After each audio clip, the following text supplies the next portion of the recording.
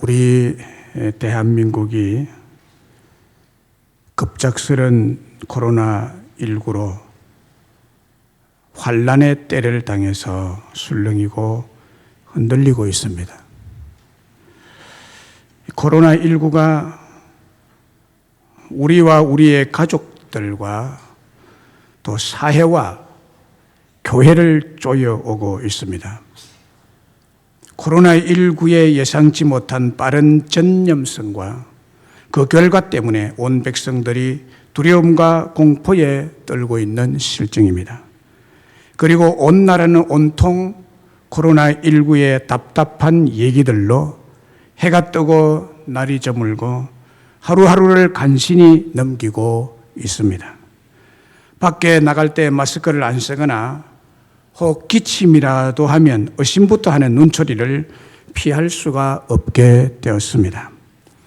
마산에서는 시청 공무원 담당자가 교회를 폐쇄 안 하고 예배를 계속 드리면 300만 원의 벌금에 처한다고 공문을 보냈다가 교회의 강력한 항의에 부딪히자 담당자가 사과를 하고 가능한 한 자제해 줄 것을 부탁했다고 합니다. 신문도 TV도 회자되는 화제도 모두가 두렵고 절망스러운 코로나19 얘기들 뿐입니다. 대기오염이나 교통체증, 교통사고, 자연재해 때문이 아니라 코로나19의 위험하고도 광범위한 확산으로 인한 막급한 인명피해 때문일 것입니다.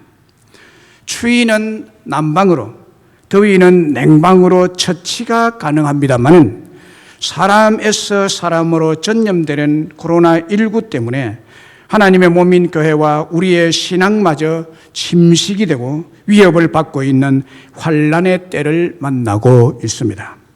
큰 환란을 일으킨 이 코로나19를 일시에 종식시킬 수 있는 하나의 유일한 방법은 이 바이러스를 잡는 백신의 개발에 있다고 봅니다.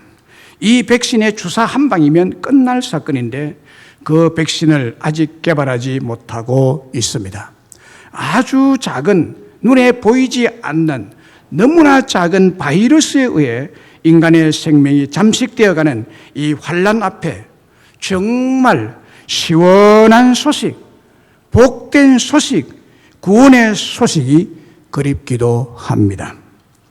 연병을 중지시키고 전염병을 거두실 분은 오직 천지의 창조자, 전능하신 하나님의 능력뿐이라고 믿습니다. 이 시점에서 코로나19에 대한 우리 교회의 입장을 여러분들에게 말씀을 드리겠습니다. 첫째는 주일 공예배는 반드시 생명처럼 지키고 드려야 합니다. 왜냐하면 주일에 드리는 공예배는 하나님께서 모든 시대에 걸쳐 하나님을 믿는 성도들에게 지키라고 내리신 절대적이고 불변하고 도덕적이며 영원한 십계명의 정신이기 때문이고 하나님의 절대적 불변하신 명령이자 뜻이기 때문에 세상 끝날까지 계속 지켜야 할 명령입니다. 그리고 현재 등록하고 섬기고 있는 교회에 속한 모든 성도는 주일에 이 한 자리에 모여 성삼위일체 하나님을 예배하고 성도의 교제에 힘써야만 합니다. 두 번째는 현재 코로나19의 위험한 감염 확산 속도에도 불구하고 우리 교회의 모든 성도들은 주일날에 공예배를 드리는 현장인 예배당에 모여야 합니다. 주일에 드려지는 공예배는 하나님의 명령이며 또한 성도가 하나님 앞에 서약한 의무이기 때문입니다. 그리고 공예배는 마땅히 같은 시간에 같은 한 장소에 모여 등록한 같은 성도들이 살아계신 하나님 앞에 예배를 올려드려야 합니다. 공예배는 그리스도의 몸인 교회의 한 지체로서 서로 교제하는 일뿐만이 아니라 하나님의 언약 백성으로서 신령과 진정으로 드려야만 합니다. 그래서 어느 교회이든 교회의 당회나 노회나 총회가 하나님께서 제정해 놓으신 주일날 공예배를 사람이 의논해서 중단할 권리는 전혀 없다고 믿습니다. 하나님의 말씀과 하나님의 법은 당회나 노회나 총회를 초월하여 존재하고 있기 때문입니다. 세 번째로, 코로나19로 인한 예외적인 경우가 있습니다. 전염병에 감염된 것이 확실하다고 확진 판정을 받은 환자나 전염병에 감염이 의심되거나 감염을 두려워하거나 감염으로부터 자신과 다른 이들을 보호하기 위하여 공적 예배 장소에 참석 못할 경우는 우리 교회 홈페이지에 녹화한 영상 설교를 통해서 자기의 처소에서 합당한 예배 원리와 순서를 따라 드려야만 할 것입니다. 이것은 교회의 공적 권위 아래에 있고 하나님의 뜻에 순종하는 것이며 반드시 기억해야 될 것은 어디까지나 이것은 한시적인 불가항력적인 조치임을 잘 이해하셔야만 합니다. 네 번째로, 우리 교회의 모든 교인은 전염병 확산을 앞장서서 예방하고 막아야만 합니다. 우리 교회는 코로나19의 전염병의 감염으로부터 우리 교인들을 보호하고 감염의 확산을 막기 위한 모든 조치와 책임을 다하여야 할 것입니다. 그 이유는 나병이나 전염성 있는 환자를 이스라엘의 공동체 모임에서 분리시키는 구약 성경의 정결의식법에 선명히 명시하고 있기 때문입니다. 그리고 넓은 의미에서 건강한 우리의 이웃을 사랑하는 책임 있는 실천이기도 하기 때문입니다. 코로나19의 전염병에 감염되었거나 감염의 의심 증상이 있거나 감염된 자와 접촉이 있었거나 생업이나 생활의 특성상 감염에 대한 가능성이 높거나 또한 감염에 대한 심리적 불안감과 두려움이 큰 신자나 같은 집안에 살고 있는 식구 중에 불신앙의 남편 혹은 아내나 부모의 강력한 반대가 있다면 신자의 덕을 위해서 예배당에 나오지 않도록 하시기 바랍니다. 다섯 번째, 코로나19의 전염병이 속히 없어지고 모든 교인들이 현장에 공예배에 출석해서 예배하는 날이 속히 오기를 사모하며 기회를 강구하여야만 합니다. 코로나19 전염병의 백신이 속히 개발되어 예방접종과 치료가 급속하게 이루어질 수 있도록 우리가 모두 기도해야 할 것입니다. 그래서 모두가 한자리에 모여 지극히 높으신 하나님께 예배하며 영광을 돌리며 서로 대면하여 교제하기를 사모하고 또 그리스도의 한 몸인 언약 백성으로서 모여 다 같이 하나님을 만나는 큰 기쁨을 고대하며 기도해야 합니다. 불가피하고 불가항력적인 상황 때문에 처소에서 영상으로 예배하는 것은 본래의 공예배의 원리와 목적에 완전히 일치하는 것이 아님을 마음 아프게 인식하셔야만 합니다. 여섯 번째, 환난의 때와 재난과 재앙의 때에 우리 교회는 정부의 합당한 지침을 존중히 여기며 형편이 어려운 이웃을 돌아보는 사랑의 실천을 격려해야만 합니다. 그리고 고통을 겪는 많은 사람들을 돌아보는 사랑을 실천할 필요가 있는 시점입니다. 마스크나 손세정대 등을 구입해서 이웃과 나누는 일도 사랑을 실천하고 하는 선하고 좋은 일이라고 생각합니다. 정상적인 상황이라면 행하였을 교회 프로그램이나 형사들을 자제하고 삼가함으로 정부의 지침을 잘 반영해서 지역사회의 지탄을 받지 않도록 하여야만 할 것입니다. 도리어 교회는 이 어려운 시기를 선한 행실로 교회를 비방하는 자들로 하나님께 영광을 돌리게 하는 기회로 삼아야 될 것입니다. 마지막 일곱 번째로, 말세를 바라보는 성경의 교훈을 꼭 기억하시고 그리스도의 재림의 날을 더욱 소망하셔야만 합니다. 코로나19의 전염병은 우리의 건강상의 문제일 뿐만이 아니라 경제적으로, 정치적으로, 신앙적으로 초래되는 혼란을 직시하면서 모든 신자는 이 세상이 제 아래 놓여 있고 하나님의 심판 안에 있다는 진리를 각성하고 상기하고 기억해야만 합니다. 이번 코로나19의 전염병도 그리스도께서 다시 오시기 전에 있을 재난과 환난 가운데 하나임을 깨닫고 두려움 없이 주 예수님의 재림을 소망하는 믿음을 더욱 견고히 갖는 기회가 되시기를 간절히 바랍니다. 그리고 역사의 주관자가 되시는 하나님께서 지혜와 권능으로 다스리시고 계심을 믿으며 모든 것이 합력해서 선을 이루게 하시는 하나님의 손길을 의지하시고 아무것도 하나님의 사랑에서 우리를 끊을 수 없음을 확신하고 믿으시기를 간절히 바랍니다. 오늘 본문의 말씀은 그 표제에 보면 고라 자손의 시라고 표기되어 있습니다.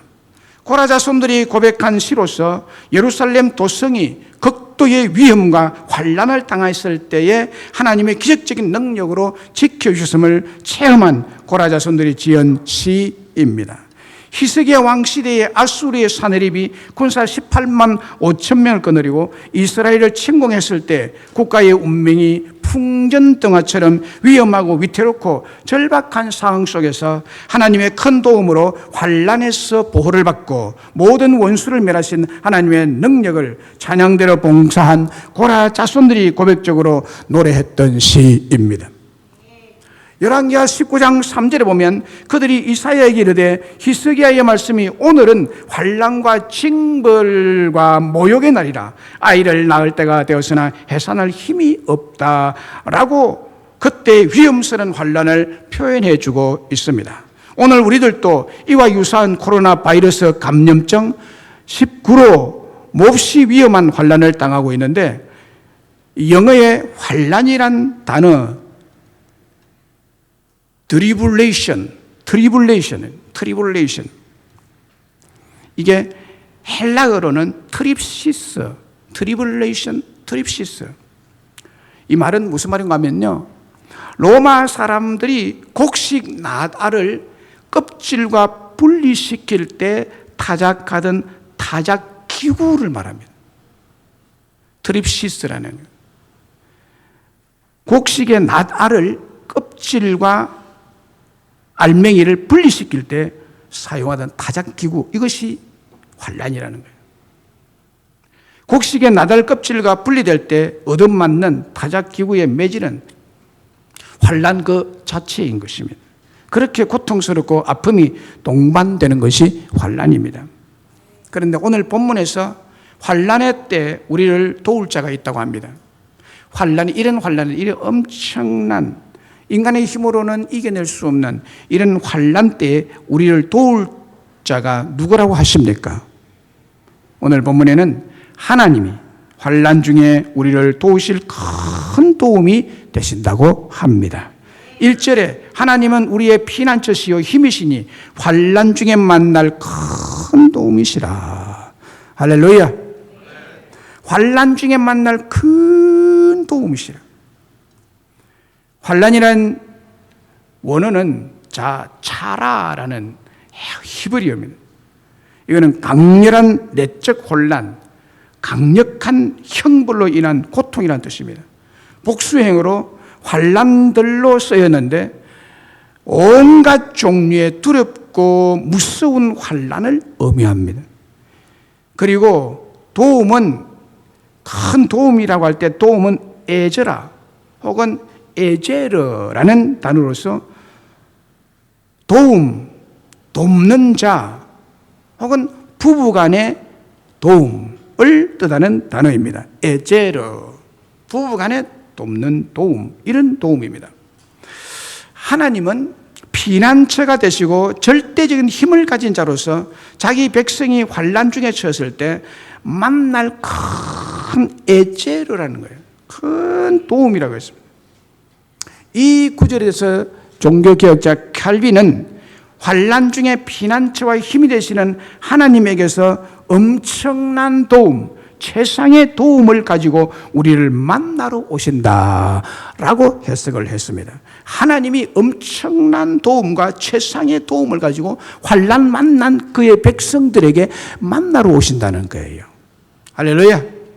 지금 우리가 이때 우리 하나님이 우리를 그냥 버려두지 않습니다. 하나님 우리를 만나기 위해서 도움 주기 위해서 우리에게 찾아오시는 분이시라는 거예요. 오늘 본문에서 언급된 환난을 보세요. 본문에 환난이 있습니다. 지금 현재 우리가 당하는 환난과는 비교가 안 되는 환난이 표현되고 있습니다. 그게 환난을 보면요, 땅이 변한다고 했어요. 지금 우리는 뭐 땅은 전혀 변함이 없죠. 땅이 변하는 환난이 뭘까요? 지진이라든지 해일이라든지 이런 것이 일어나고 있습니다. 여기 보세요. 땅이 변하고 산이 흔들려 바다 가운데 빠지는 대지진이나 바닷물이 솟아난다고 했습니다. 바닷물이 솟아나는 경우가 있습니까?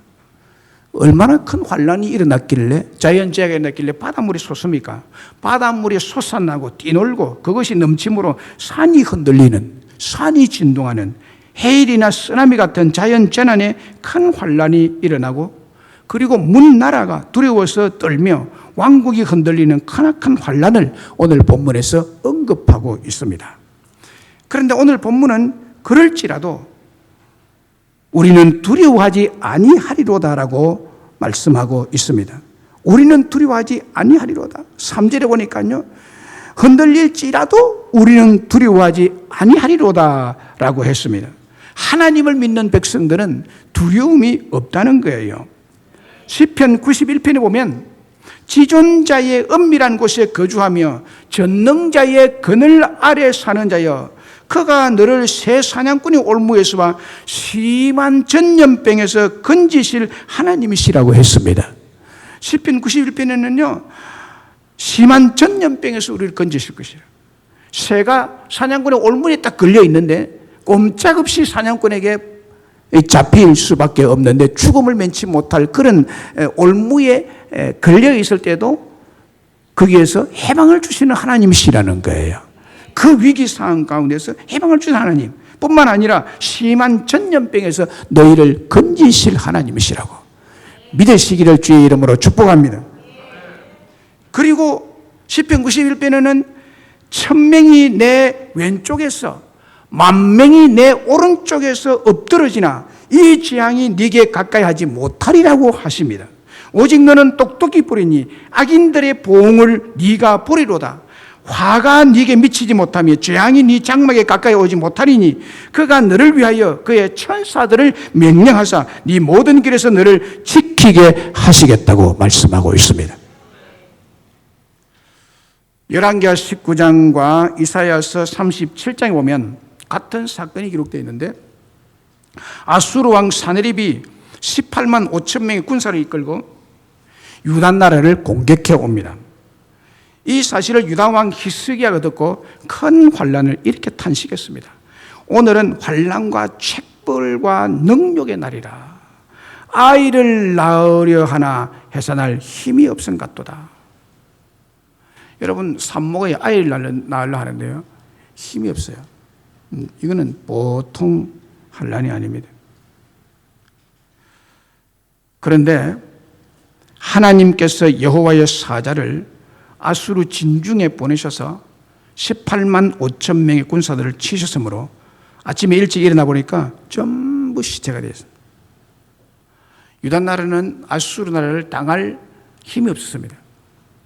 고스란히 그냥 당할 뿐입니다.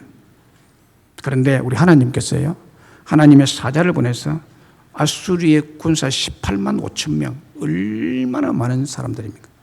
18만 5천 명을 땅칼에다 쓰러뜨립니다. 하나님의 천사가 가서 죽여버립니다. 그리고 그렇게 자신만만했던 아수르 왕 사네립은 맨날 후에 자신이 경배하는 신전에 들어갑니다. 이제 패배해서 후퇴해서 마음이 불안하고 하니까 자기 신전에 들어가는 거예요. 자기가 섬기 신전에 들어가서 경배할 때 왕위를 탐하던 그의 아들에게 암살당하고 맙니다. 신전에서 아버지가 피신해 가가지고 경배를 드리고 있는데 뒤에서 아들이 칼로서 암살합니다. 비참하게 죽습니다. 그렇습니다. 하나님은 환난 중에 만날 우리의 큰 도움이 되시는 하나님이십니다. 그 힘으로, 그 능력으로 우리가 환난을 이기고 극복하도록 도우시는 크나큰 도움이 되심을 믿으시기를 바랍니다. 2차 세계대전 때 일입니다. 한 유대인의 의사가 나치 독일군에 의해서 아우슈비츠 수용소에 감금이 되었습니다.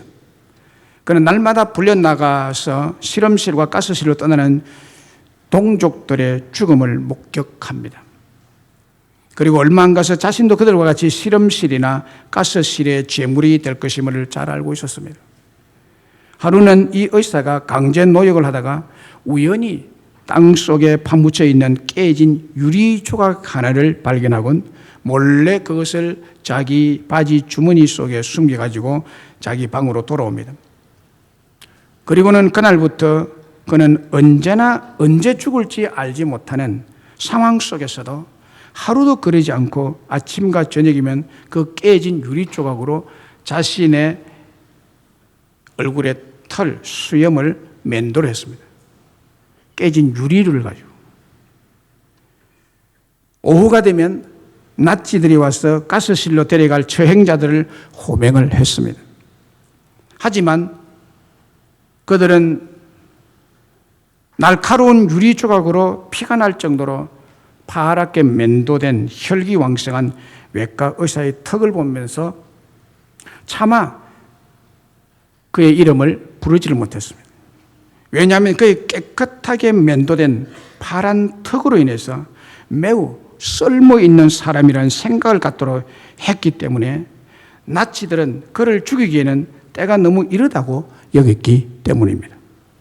결국 그는 나치들이 패망할 때까지 생명을 유지할 수가 있었습니다. 훗날 그가 살아서 죽음의 아우슈비츠 수용소를 떠날 당시 그의 소지품은 유일하게 그 깨진 유리조각 하나뿐이었습니다. 삶에 대한 소망을 잃지 않고 어려운 환난 중에서도 하나님의 도우심을 기다렸던 그 유대인 의사는 마지막에 이렇게 고백했습니다. 하나님의 도우심은 결코 늦은 법이 없습니다. 다만 우리가 너무 조급할 뿐입니다. 라고 고백했습니다. 그 위기 상황 속에서 하나님을 바라보고 유리조각 하나에 소망을 걸고 하나님이 자신을 그 가스실에서 나가는 날까지 나는 내 스스로를 정결케 하고 깨끗하게 하리라 한 그 사실이 그를 살려내는 하나님의 섭리였던 것입니다. 그래서 그가 그 가운데서 느낀 그의 신앙 고백이죠. 하나님의 도우심은 결코 늦은 법이 없다. 할렐루야. 다만 우리가 너무 조급할 뿐이다 라고 고백을 했습니다. 너무 조급하다는 것은 너무 두려워하는 거다는 거예요.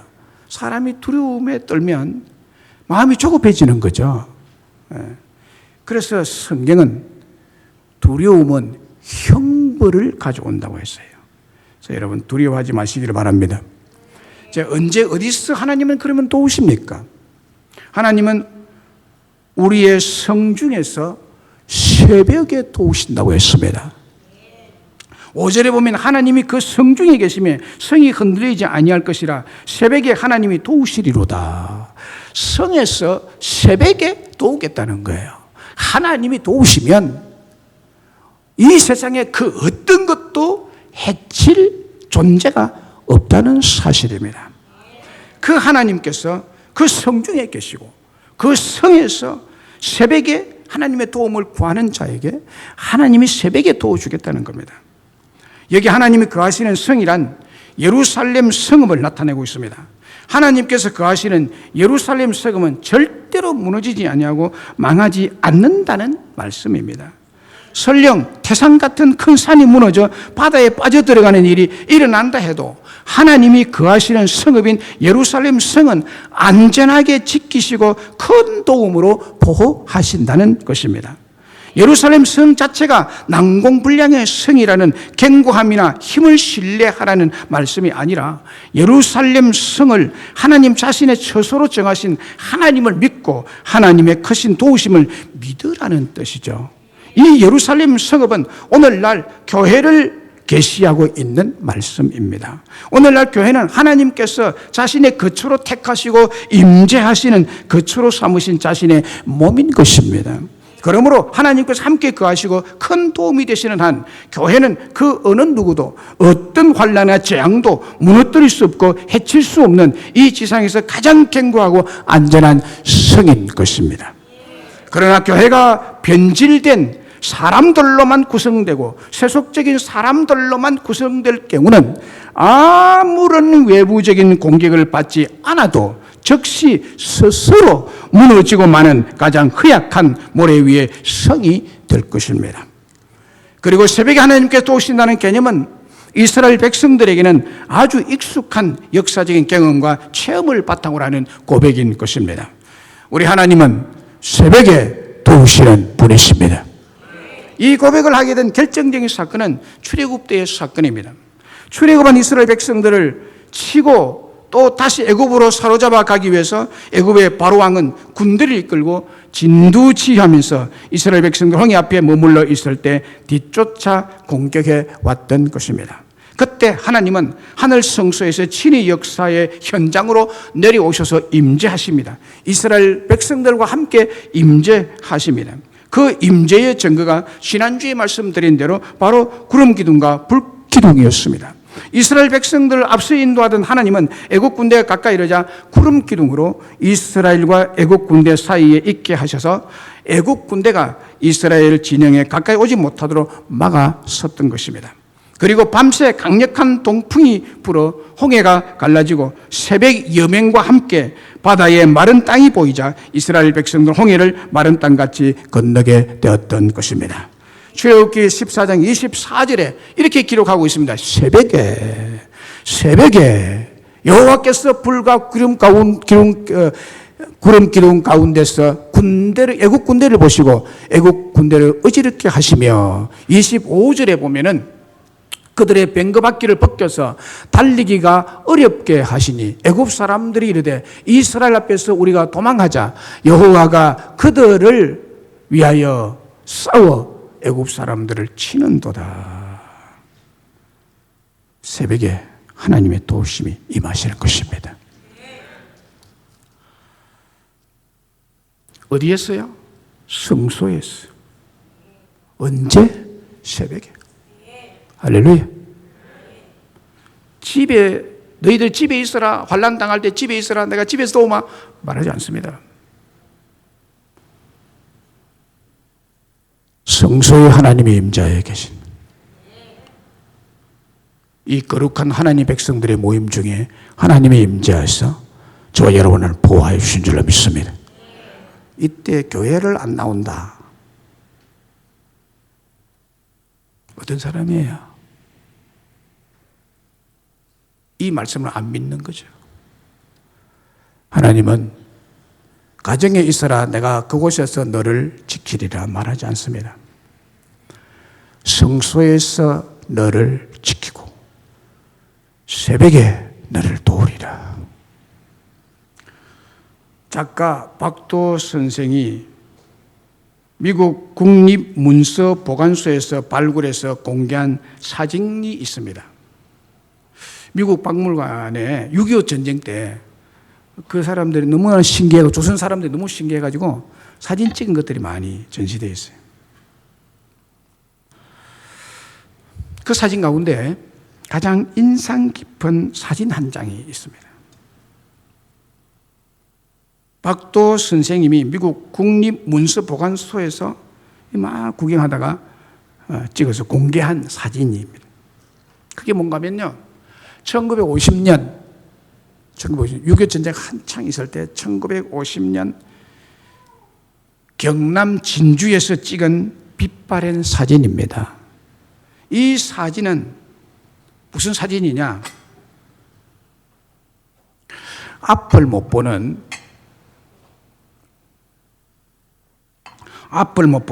아내를 지게에 지고 안전한 곳으로 피난을 가는 남편의 모습을 찍은 사진입니다.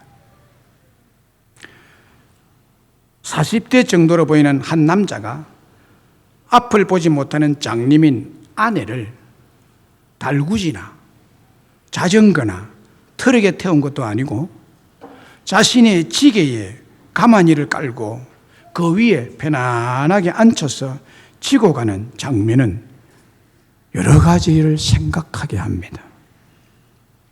위급하고 위험한 전쟁 중에 혼자 도망치는 사람들도 참 많았는데 두 손 맞잡고 같이 뛰는 것도 아니라 앞을 보지 못하는 아내를 지게에 지고 느린 걸음, 무거운 걸음을 한 걸음 한 걸음 걸어가는 남편의 모습은 눈물겨운 부부의 사랑과 아내를 건지고 보호하려는 남편의 애틋한 사랑을 느끼게 하는 사진입니다. 이 아내에게 있어서는 남편은 구세주요, 지게는 편안하고 견고한 성읍인 교회입니다. 아내에게 있어서 지게는 남편이 지고 가는 것이기에 가장 안전한 성읍이 되는 것입니다. 그렇습니다.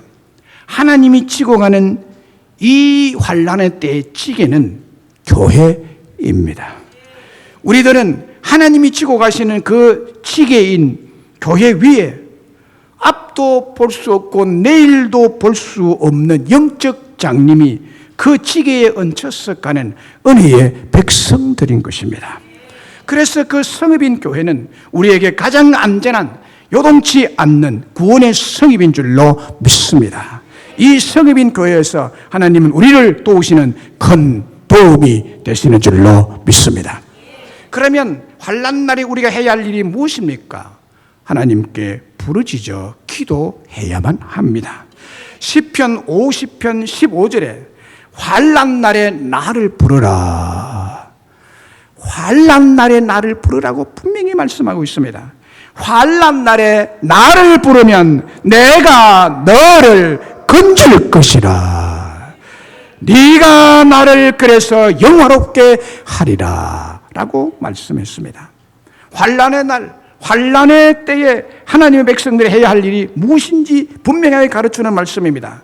환난이 닥쳐왔을 때 믿는 자의 행동 원리인 것입니다. 그것은 환난을 피하여 도망하라, 환난을 피하여 도피하라, 은둔하라가 아닙니다. 뭐 하라고 하십니까? 뭐 하라고 하십니까? 환난 날에 나를 부르라고 하십니다. 주님의 이름을 부르라는 것입니다. 노래를 부르라는 뜻이 아니라 기도하라는 뜻입니다. 환난을 피해서 도망 다닐 것이 아니라 5절의 말씀대로 하나님이 계신 성전에서, 흔들리지 않는 성읍에서, 새벽에 도우시는 성전에서 새벽기도에도 힘쓰라는 말씀인 것입니다. 베드로전서 4장 7절에 만물의 마지막에 가까웠으니 그러므로 너희는 정신을 차리고 근신하여 기도하라고 했습니다. 만물의 마지막 때는 환난이 많이 일어납니다. 처처의 기근이 일어납니다. 처처의 정쟁이 일어납니다. 처처의 여러 재앙들이 일어나고 있습니다. 전염병이 창궐하여 일어날 것입니다. 이때에 너희는 정신을 차리고 근신해서 도망쳐라가 아니라, 집안에서 언둔생활할 것이 아니라 기도해라 라고 말합니다. 베드로전서 5장 8절에 근신하라, 깨으라고 말합니다. 너희 대적마귀 우는 사자같이 두루다니며 삼킬자를 찾고 있기 때문에 근신하고 깨어 기도해야 될 줄로 믿습니다. 앞서서 말씀드린 유다 히스기야 왕 14년에 아수르 왕 사무엘 사네립이 유다 나라의 견고한 성읍들을 점령하여 쳐들어왔습니다. 급기야는 왕궁이 있는 예루살렘까지 쳐들어오게 되었습니다. 그때 히스기야는 환난과 척벌의 날이라고, 마치 산모가 아이 날 힘을 다 잃어버린 이런 절박한 환난의 날이라고 하면서 여호와의 전에 들어가서 하나님을 모독하는 그 편지를 가지고 와가지고 하나님의 성전에 펼쳐놓고 간절히 기도했습니다. 그릇들 위에 계신 이스라엘 하나님 여호와여, 주는 천하 만국의 홀로 하나님이시라, 주께서 천지를 만드셨나이다 하고 쭉 기도를 하다가 이렇게 마무리 기도를 드렸습니다. 우리 하나님 여호와여, 원하건대 이제 우리를 그의 손에서 구원하옵소서. 그리하시면 천하 만국이 주 여호와가 홀로 하나님이신 줄을 알리다 라고 간절히 기도했습니다. 그랬더니 열왕기하 19장 20절에 이렇게 기록되어 있습니다. 이스라엘 하나님 여호와의 말씀이 네가 아수르 왕 사느립 때문에 내게 기도하는 것을 내가 들었노라 라고 했습니다. 이 기도를 들으시고 하나님은 신실하게 응답하셨습니다. 그날 밤에 하나님의 사자가 나와서 예루살렘을 포위하고 있던 아수르 진영으로 들어가 군사 18만 5천 명을 단칼에 쳐서 죽입니다. 기도해야 되는 것입니다. 지금도 하나님은 살아계셔서 우리의 기도를 들으시고 응답하시는 하나님이신 줄로 믿습니다. 특별히 환난 날에 하나님께 기도했더니 완벽하게 응답하시고 승리를 주시고 구원을 베풀어 주셨습니다. 그렇습니다. 지금도 이 기도를 들으실 줄로 믿습니다. 특별히 지금 우리는 코로나19로 큰 환난을 당하고 있습니다. 이때 피신을 하거나 도망을 하거나 숨어 있어서는 안 됩니다. 이때는 자다가도 깨어 기도할 때입니다. 기도하십시다. 기도합시다. 말씀을 맺습니다. 코로나19가 우리와 우리의 가족들과 사회 교회를 쪼여오고 있고 또 코로나19의 예상치 못한 빠른 전염성과 그 결과 때문에 온 백성들이 두려움과 공포에 떨고 있는 실정입니다. 고위험군 전염병 때문에 우리는 지금 환난의 때를 당하고 있습니다. 여기에 대해서 우리 교회 입장 7가지를 말씀드렸습니다. 7가지를 여러분들에게 다 보내드렸는데 아직 받지 못하신 분들은 주변의 집사님들에게 부탁하면 보내줄 겁니다.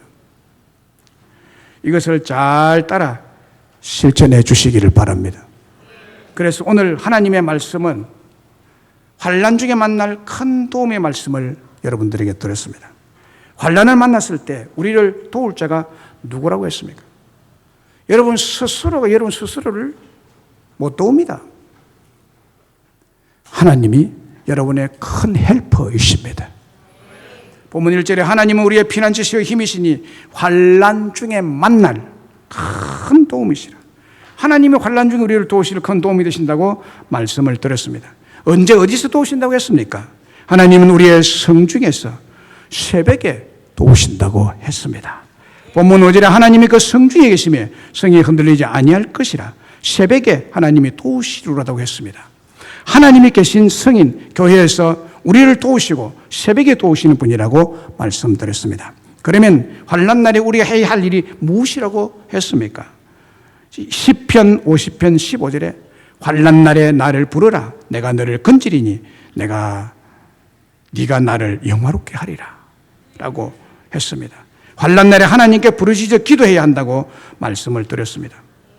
강대국 아수르 왕이 힘을 믿고 하나님의 백성인 히스기야 왕을 심히 괴롭게 하고 환난을 주었을 때 히스기야 왕이 하나님의 성전에 나아가 기도했을 때 완벽한 응답과 아울러 기적적인 승리, 통쾌한 승리를 얻게 된 줄로 믿습니다.